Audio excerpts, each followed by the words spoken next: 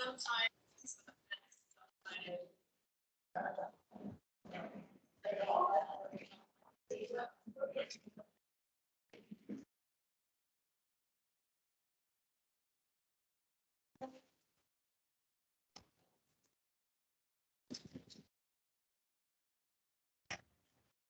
for a few minutes before others join. Just give me 2 more minutes.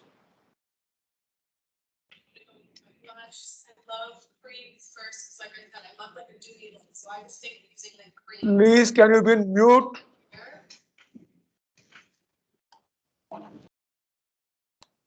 Ananya, can you be in mute, please, unless you want to speak out?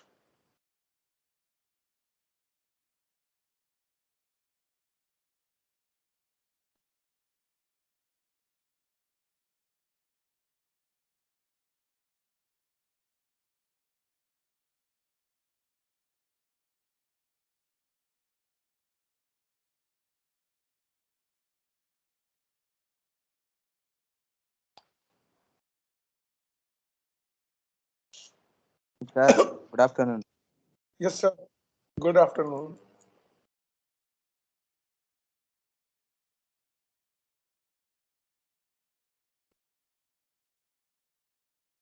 Okay, let's start. Last class, we looked at basic program structure. That is, we have a documentation section, then we say link section, then we talked about declaration section, global section, function, and main. We haven't gone through that, and I said anything can be empty. In fact, I can create an empty C file that still would be a valid program, though it will not do anything, but that should be fine. So if I can show you, let's see if I can show you that.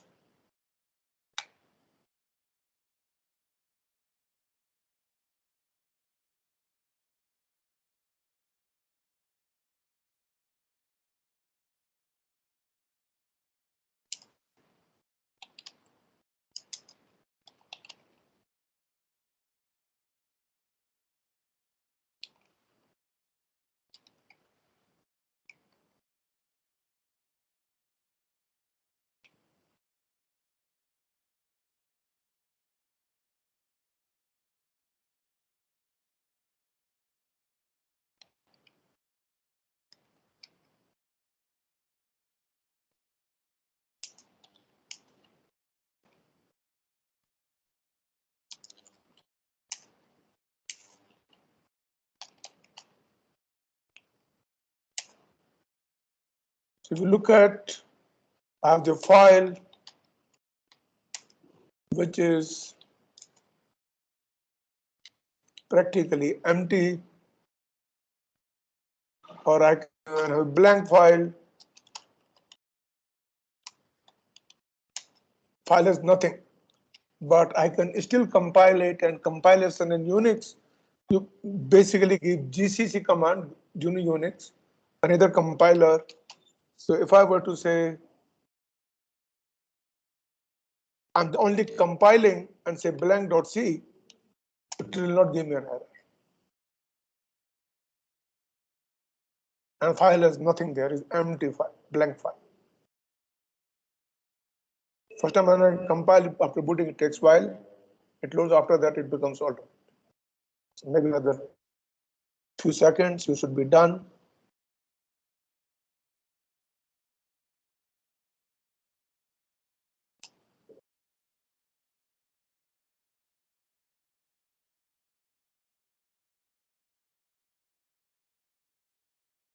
So program is compiled, and you can see it created the output called blank.o, basically empty, nothing there.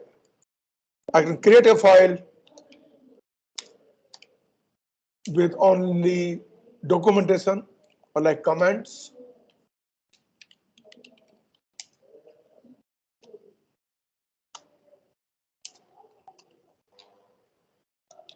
And even this file would compile.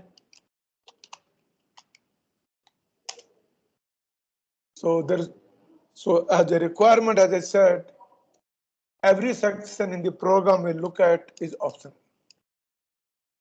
We also said that C supports free-form program. What that means is, let's look at our basic program. So let me reload it.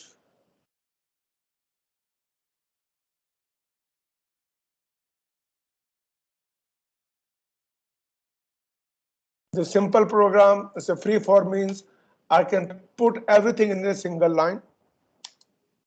We look at, I'll put everything in a single line.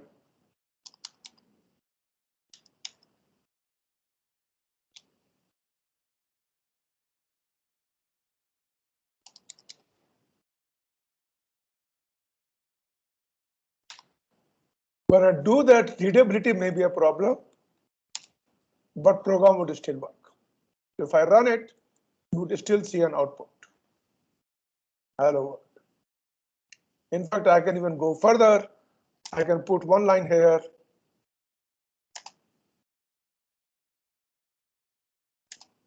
Then I can put one braces there. I can put one there. Whichever I feel like, except the word. And that would still work. If I run it, you would see that I'll still get the output. And that's the meaning of free-form program.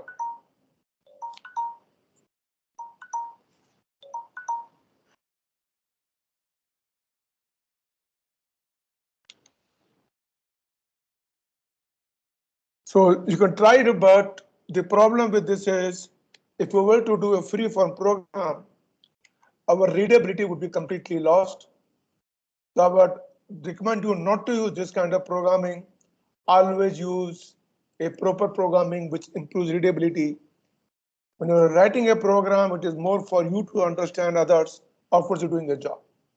So make sure your program structure to write is readable, proper, and that is what you should actually be doing.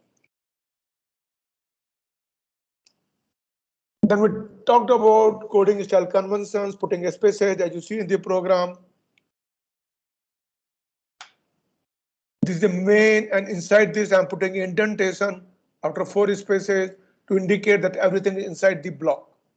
A block is identified by 2 curly braces, left curly braces, and the right curly braces. So defined by both. So inside a block, you always put indentation because that improves readability.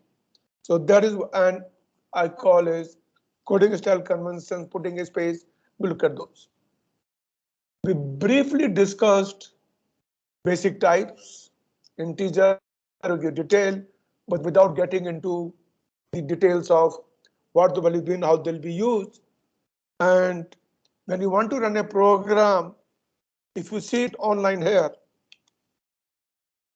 everything runs together, but ideally speaking, there's a compilation phase, and then there's a linking phase, and then new running phase.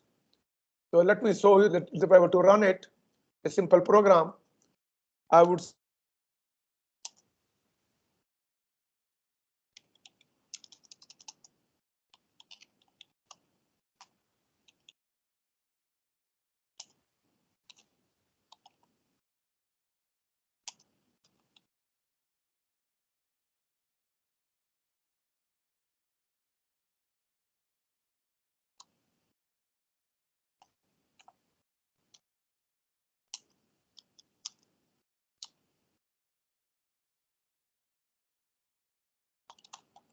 if I look at my program, I created the program. This is called creating editing a program. So first you create a program, then you compile it. By default, when you run compiler, it does compilation and linking both. But if you want to do only compile, you can do -c and then say hello.c. It will only compile that and get an output, and you'll see this is an output called hello.o. And now you have to link this to the libraries which can actually do printing on this. So I can say gcc -o means create an output, which I can call hello. And I can say hello.o. It will give me output hello.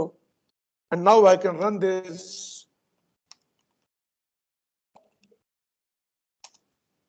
I'll get an output.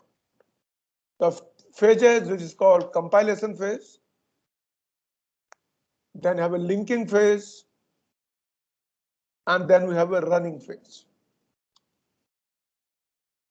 So three different things we have to look at.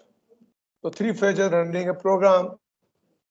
Then we looked at basic Linux command, list, more, move, that you need to practice yourself.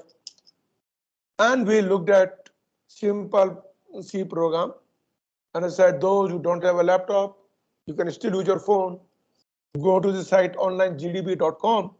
There are other equally websites. You can go to onlinegdb, tutorial points, Python tutor with C options, programmers.com, which you can write online programming using a phone. You don't need a separate laptop.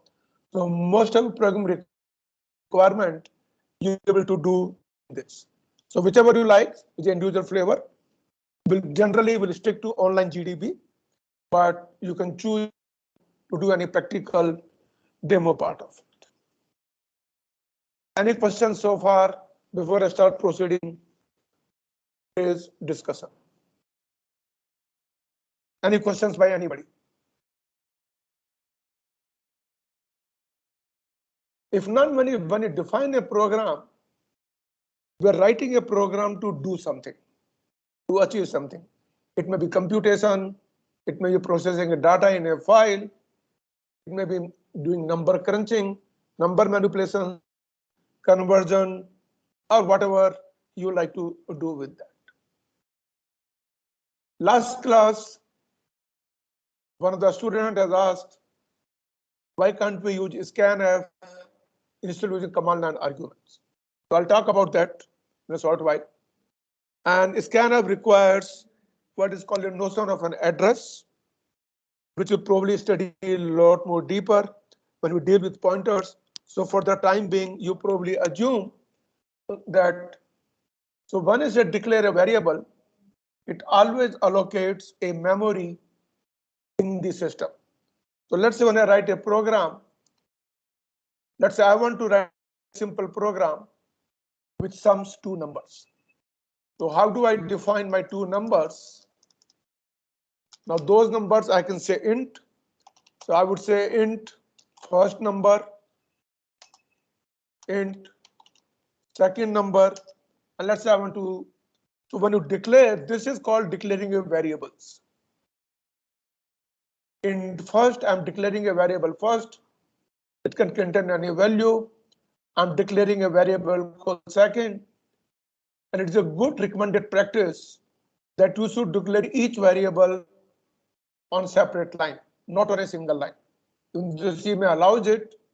It's a good programming practice if you do them separately and declare what is that we want to use it for.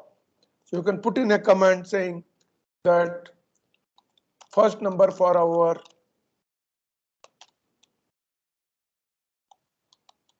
mathematical computation, and same way you can say second number for computation, and so declare. Now, either I can assign them the values right at the time of declaration, or I can assign them the value later on. So to do any computation, some value has to be assigned. If I don't assign the values, the value could be anything random. So first example, I can say, and I can declare my result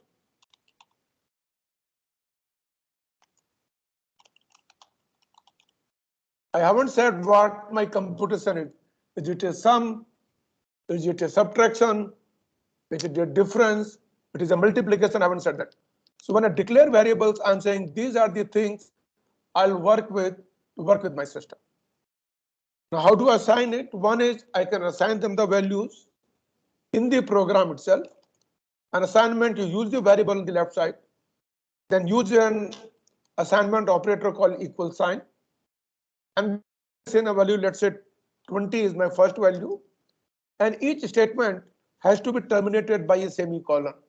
Without semicolon, a statement is not complete, and C would think you're still working on the same statement.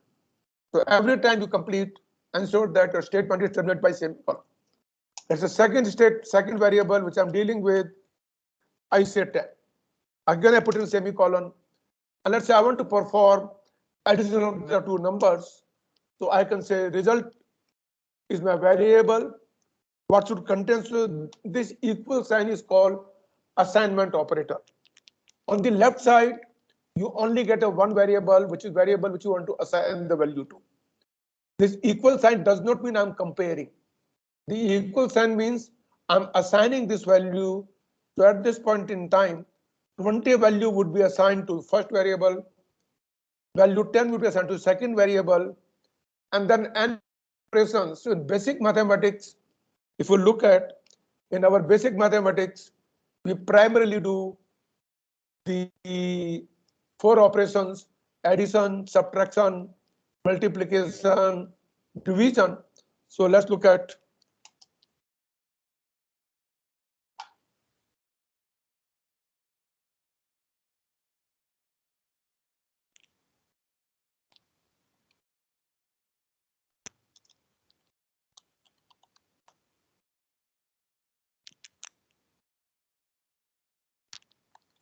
addition, which is used plus sign, subtraction, which is used as a minus sign, multiplication. For multiplication, we use the star character. Can somebody put the echo back? It's online. Manoj TS, your mic is on. Thank you.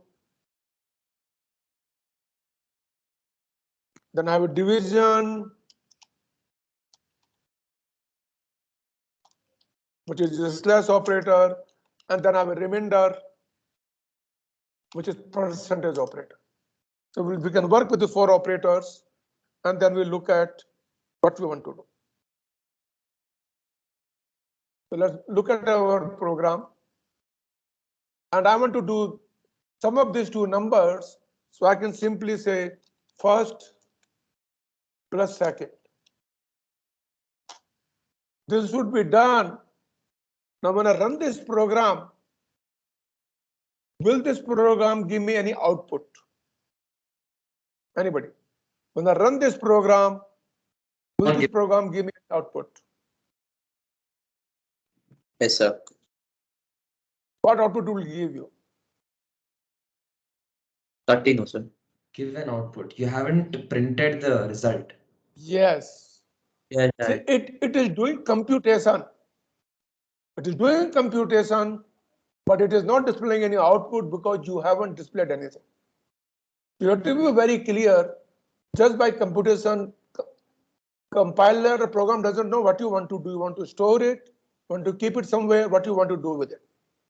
So if you want to really display the result, then I can say printf, which is a function to print the output, and then it indicate what kind of output you are declaring at.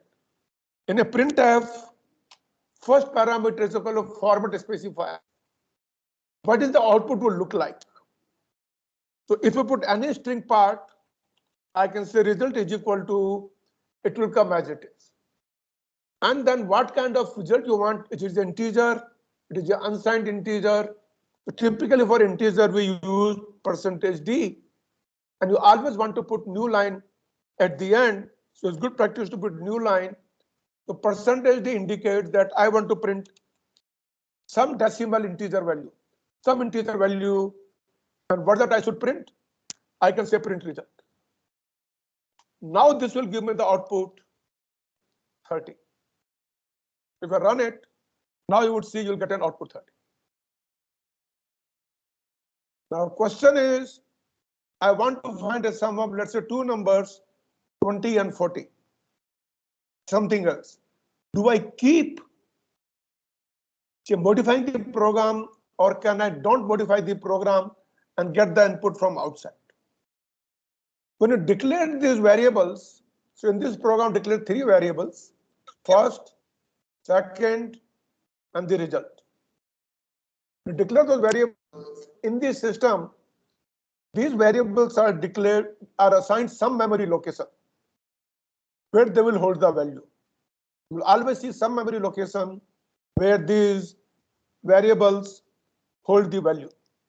And now I want to store the value into those memory locations. So one way is I can invoke the program and give these two values at the command line. Or running a program, I can say specify when the program runs and ask me, please give the first variable, please give the second variable. So let's say I don't want to do that, and I ask user that please specify the first variable value. So I would say printf specify first value, and I want value to be in the same line, so I don't put in new line character. And how do I get the value? You use that scanf, and to indicate, because these are all functions, and we discuss functions sometime maybe module 3 and module 4. You will look at the functions are always use a convention called pass by value. So I can do more details. It's something like whenever I pass something, you only get a copy of it. Let's say I have a file. When I give you the access, you can only read. You can't make a changes. Let's say I'm carrying a. You look at my phone. But phone is locked, so you can't see anything. You can look at the phone, yes, number dial, but you can't make changes. You can't dial a call. To access, you need some kind of permission or location. What needs to be done? It's something like when I say a copy is given to you. Let's say you have a degree, and I give a copy of it to degree. You can write anything onto the degree copy. Original degree is with me. You can't make changes to it. Or when I give you, let's say, house key, or I can give you the house, you can look at it. But whether I give you original house key or give a duplicate of house key, you can use the duplicator, open my house. So there's no notion called an address. Unless I give an address to the function, address of a variable to the function cannot store any value. So scanf, you always specify the address where it should read and store the value. Since we are looking at integer, we always specify a type called %d. And where do you want to store the value? You specify the variable called first. Same way we would say printf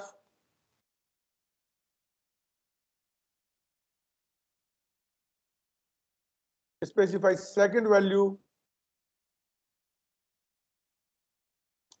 and then I would say scanf %d address of second. Now you get the two values. Now you can do the result and display the result. Let's run this program, and then it will ask me specify the first value, let's say 10. It asks me second value, I'd say 20. It should give me the answer 30. Now look what is happening. Every time you do something, it asks you and then do something. It's something like when you want to use your phone to make a call. To make a call, it asks you, please enter the number. Now, every time I ask you, it becomes a pain. You know that you want to use this value for the two values. So can I use the same thing as command and argument? So that I run the program, don't wait for it to give an output. I can specify these values at the command line at the runtime itself. And that is where we use the command and argument. So thereby specify as int, how many arguments are there? It tells me that. And what are the arguments? We'll get into those details, what this array and pointer means, but at the moment you can assume that. So I can say my first argument. So anytime you do something, whether doing a scanf or command line, any input you give from terminal is always taken as a string, like a name. It's simple alphabetic characters, and that's it is. It is no more than that. Simple alphabetic characters. So what scanf does when you say %d, it converts those alphabetic numbers into the actual integer values, which can be computed, which can use in mathematical computations. In command line argument, everything happens to be again a string because input is always a string. If you want to do mathematical computation, you have to convert them to a type called int. So I can basically do that. Let me comment this outline. So now let's put a comment between two blocks, and this comments it out. And I can say first is equal to convert a to I, which is called a as the first parameter. Second, convert basically ASCII to integer, second parameter. And when you need these functions, which conversions, you probably have to include another link file called, actually may not be needed there, but it's good convention to use that. Now this I can specify at the command line arguments. To run the program, I can say 10, 20 followed by space, and then you would see I don't have to wait for it. So when I run it, you'll probably get the answer. So if you are doing basic part and you don't want to get irritated by keep enter first value, enter second value, and you know basic part and any options, you always use command line arguments. My preference is for basic computation, learn to use command line arguments rather than doing printf and scanf. Both are same depending on convenience. It's a little more painful to do extra coding. It becomes a lot more cheaper. That's what we basically do. So somebody who asked me a question yesterday about the scanf, printf, is this question clear? Or anything you want me to explain further?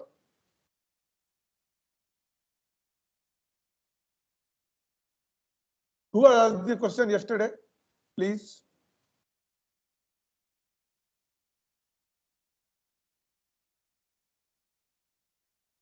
Nobody? The person who is there today? Aditya, is it not clear about scanf versus using command line arguments? Yes, sir. The scanf is clear. So the thing which you wrote now, so with character and all, Yeah. So For now that is there- clear, right? that is not that much clear, sir. Which one? Which part? Tell me. First is equal to ATOI, brackets Yeah. from there, sir. Okay, yeah. So see, every input you give is always taken as a string. But it doesn't matter whether you do command line arguments. The ARGV is called command line arguments. ARGC stands for argument count, and ARGV is called argument variables. We'll talk about the arrays later, but at the moment, assume ARGV1 indicates first thing you type, which is basically type here. When I say 10, 10 as a string it is taken. That is ARGV1. 20 as a string becomes ARGV2. So those are the taken as a string. Now these are the string, and string you can't do any mathematical computation. For mathematical computation, you need to do conversion into the integer number. So when I use scanf %d, scanf is actually converting your input string into decimal behind the scene which you don't know, but the conversion is happening. So when you do %d, when you enter, it is always taken as a string, but it does conversion internally and you get integer value. Because my first is a type integer, second is a type integer, I can assign only integer value to it. I cannot assign non-integer value to it. It will give me an error.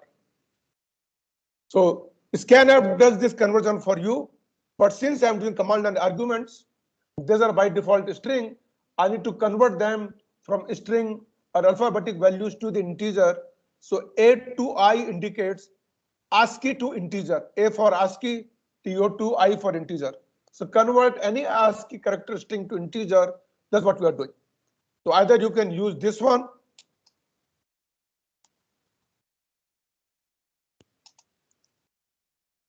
or you can do the first one. Sir, it is Only clear, sir. difference But is, how do you do it in code blocks? I'll come to code blocks. When I take code blocks, I'll talk about that also. Okay, sir. Maybe next lecture, I'll tell you how to do code blocks. Absolutely. Good question to ask. Tomorrow, remind me, I'll set up code block and run it and show it to you. How to do in code blocks. Yes, sir. Okay. So this part is clear. Let's look at the basic computation. So if I am doing addition, I use a plus. I do subtraction, I do a minus. I multiply is a star, asterisk we use, division is a slash, and remainder is a percentage. So if I were to do the following, let me use right now at the moment. I'll use my command line arguments.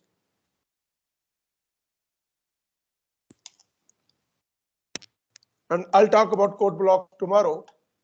But till the time you can use the printf scanf. So I want to get a remainder, so I can say first percentage remainder. That means now if I were to give this 20 and 7, that means when I divide 20 by 7, my remainder should be 6. And the word is get printed there. So if I run it, you would see you'll get answer 6 there. So depending on what operation you want to do, use this sign appropriately. So let me repeat again. Plus is for addition, minus for subtraction, star is for multiplication, slash for division, percentage for remainder, and you make your own choices. Now we will do some basic computations. First is, given the length in centimeter, I would like to convert into inches. How do I do that? Any thoughts? Given the height in centimeters, I want to convert into inches. So 6 centimeter makes 1 inch. How much? 6 centimeter makes 1 inch. Sorry, madam. It is not. Anybody else? That's okay. Giving a wrong answer is fine. Nothing wrong. 2.5 centimeter. It is So 2.54. No, it is 2.54 centimeter. So if you look at 12 inches is equal to 30.48. So let's look at when I give an inches, I give a variable name, let's say inches, and I give a variable name centimeters.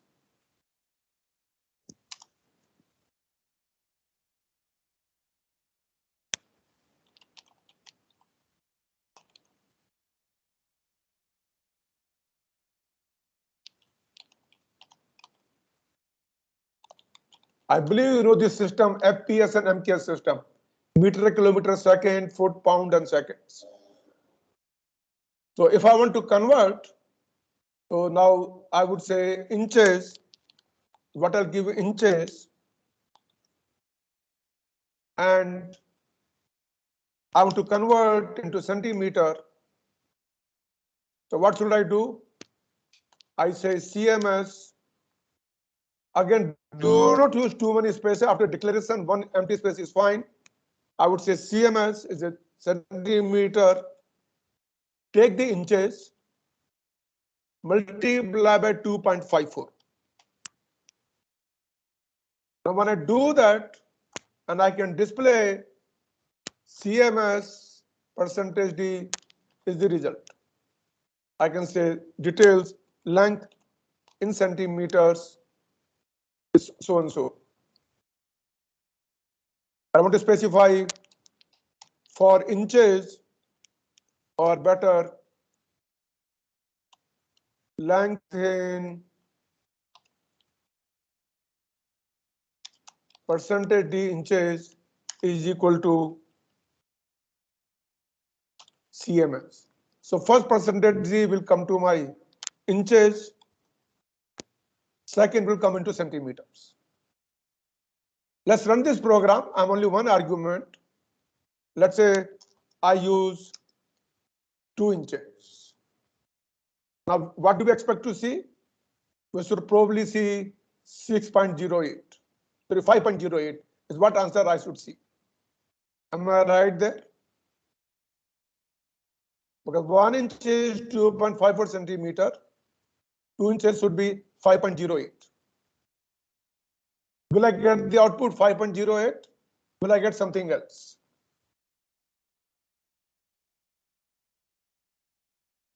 Anybody?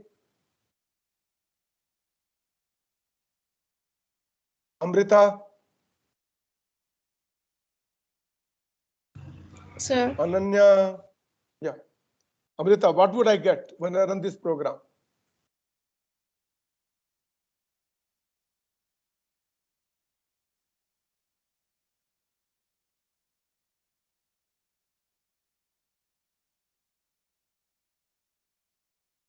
Any clue?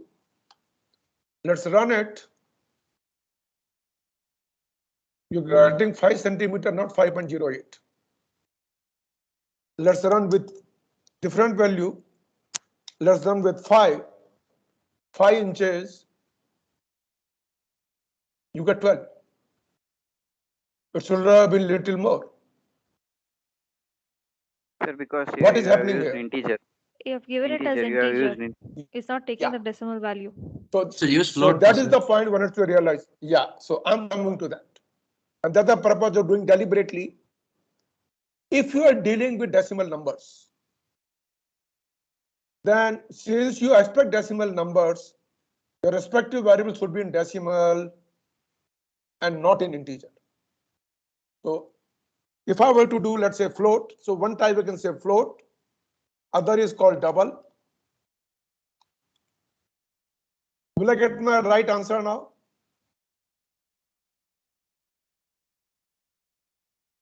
When I Yes, run this sir. program, let's run this program and see, you will not get the right answer.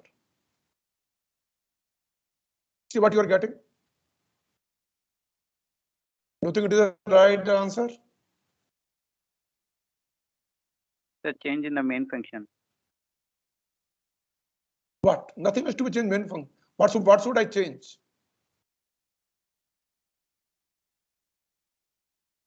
So argument line. Okay. Nothing is wrong here. Let me assure you that. Whatever I'm Percentage. highlighting, nothing is wrong in this part.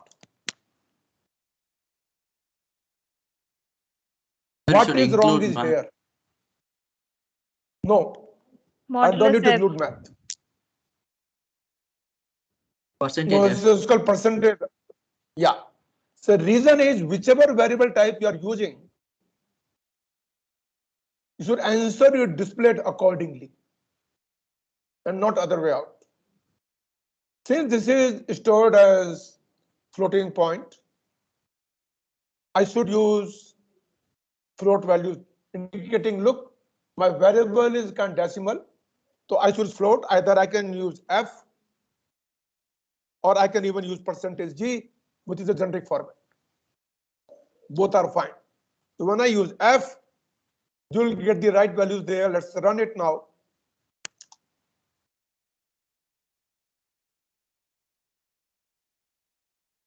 Now you get 12.7, which is correct. If I were to do it something else, let's say 6, you'll get accordingly. You see, displaying is so many decimals. You know that I want to display only up to 2 decimal points. You don't want to display more than that. Then you can specify what is the total size you want to display and how many decimals. So I can say 5.2. That means total width I want is 5. And 2 is the number of decimal places. I don't want more than 2 decimals. So it will display me up to 2 decimals only. Let me run that. Do you see that? That will basically display 2 decimal places, and I leave that value to R&D, try it out. If you were to put it in 10 or 1, and what would happen? So you should make sure that what you are holding may be right, but unless you use a right display type, you may not get a right value. Am I clear about it? Yes, sir. Now let me give another example there. Let's say I declare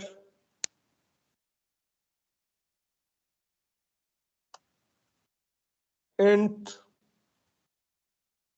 variable 1. Let me declare ii as one variable, and I declare unsigned int uii second variable, and I specify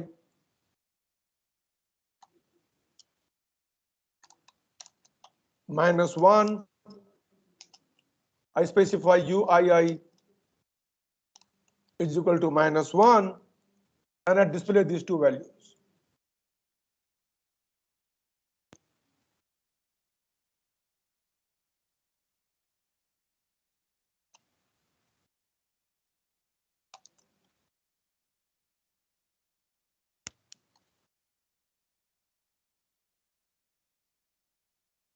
Will I get both -1 or will I get something else?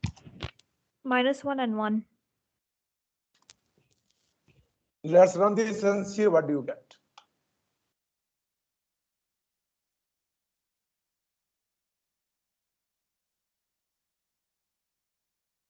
So now this could be a different behavior. Now, if I were to do U is typically used for unsigned. So if you want to make sure that variable unsigned would display as unsigned, format is U, and when you run it, you will see a different value altogether. Let me just change it to different character there.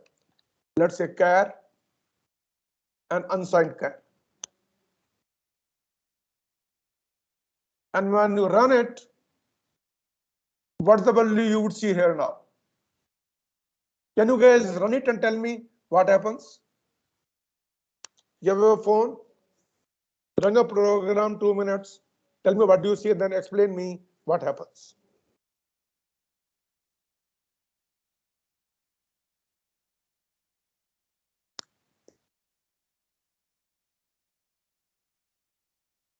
Take 3-4 minutes. Let me show the program again, run it, and show me what happens. And explain to me what happens.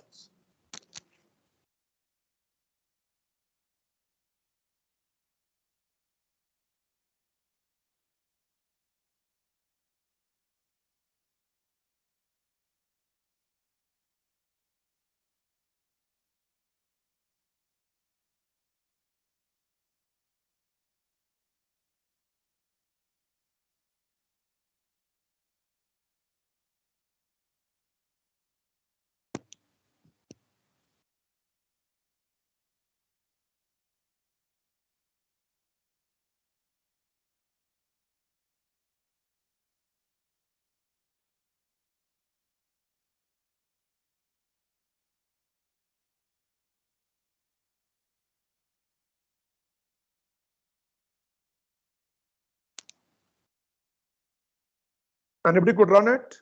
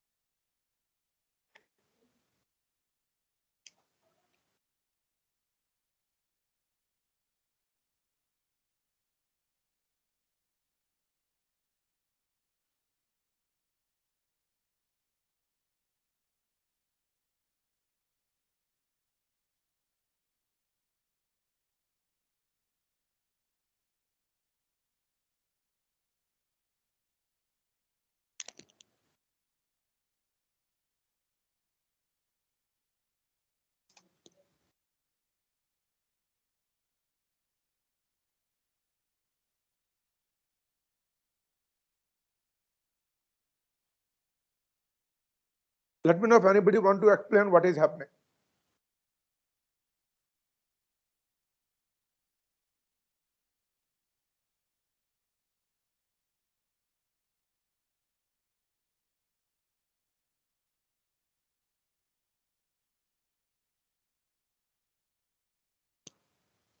I'm running out of time. I would like to explain. Arvind,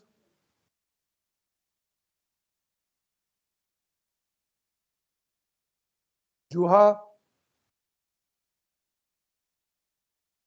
Nilanjana,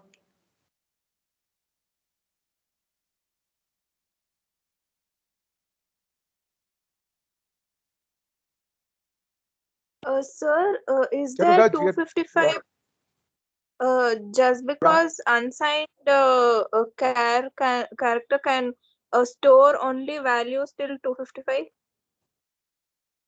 Yes, char can store value up to 255, that is right. And because it is unsigned, value would be between 0 to 255. So even though I'm assigning -1, because it is treated as unsigned, remember I said conversion 2's complement, take a -1, put into 2's complement, and then you see the value and take as unsigned value, that becomes 255. That's why she value 255. So unsigned, UI is unsigned, you always get positive, this is what you get. Integer can have both negative and positive, and integer is, so char when I'm saying, char by depending on the language. Char is one type which could vary significantly depending upon the compiler, language, syntax, whom we are using it for. They may store as integer, they may store as something else.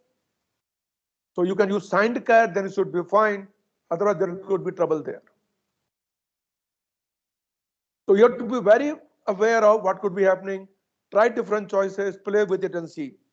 So let me give a few exercises for you to do. Given 3 integers, so do those exercises and you can mail the solutions or display the solutions in group. Given 3 integers, can you find max? And that means you have to compare. And the compare syntax would be you have to use basically if clause. Or first you try with 2 integers, given max, how do you find max? So the syntax there would be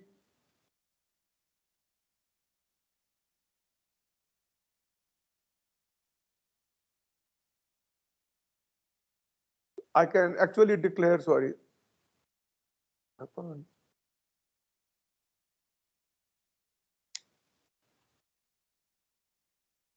Let me stick to int here.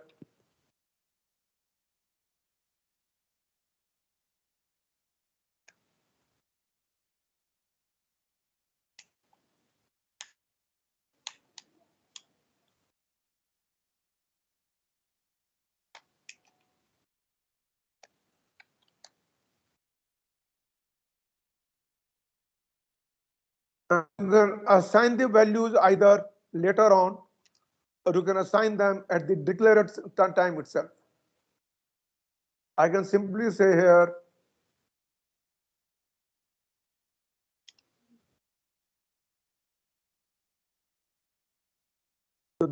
this is also fine. Normally is recommended unless you want to initialize something, avoid it. I can say 200, and you want to say which is larger. I can use something like if clause. If in bracket we say first greater than second, and then you have what is called a block statement. What needs to be done in F? I can say print first is greater than second,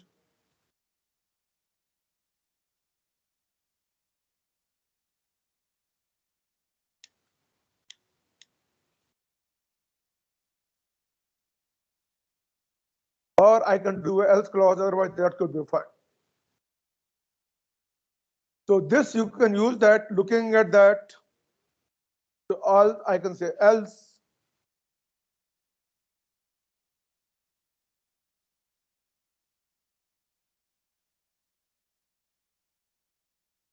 First is less than or equal to second. This is a simple if comparison clause. Then what will we do that? So this is simple first clause. Given this, if I run it, depending on the values, it will display me whatever. It will say first is greater than second or less than equal to second. So given two numbers, given three numbers, using this, can we do something about it? So trying to give you few exercises, try referring to it and see can we solve it. Given three integers, find which one is the maximum. Given the length in centimeter, can we convert them to inches? Given three integer values, you can use scanf or you can use command line arguments. Other way is fine. Given three inputs, can you put them in ascending order? Let's say our input would be 3, 6, 4. So it should answer would be 3, 4, 6. If my input is 6, 5, 1, then answer I want to say is 1, 5, 6. So I can give input in any order, output should be ascending order. You have to think about the logic. Given three integers, all three of them could be same, but you are guaranteed that two of them are same. For example, I can give you 2, 2, and 3. I can give you 2, 2, and 2. I can give you 3, 2, 2. I can give you 3, 2, 3. At least you're guaranteed that two integers are same. One could be different or one could be same. So to find out which integer is having the same values, which is erroneous. If I give you 3, 2, 3, that means 3 is the same value. So that is this part. Given three integers, can you verify that these satisfy Pythagoras theorem? For example, if I were to give you 3, 5, 4, I know 3, 5, 4 is Pythagoras because 3 into 3 plus 4 into 4 is equal to 5 into 5. So my input could be in any order. Can you verify whether they make a Pythagoras triplet or no? And that is what, try doing it. We can discuss more in detail tomorrow. If any questions, please ask, raise your hand, or we'll go into the details otherwise. But try solving this problem, tutorial, present your screen, and we'll discuss the answer tomorrow. So tomorrow, whoever work out the answers, tell me, we'll look at and discuss those answers. Any questions, let me know. Otherwise, I'm done for the class. Yes, sir.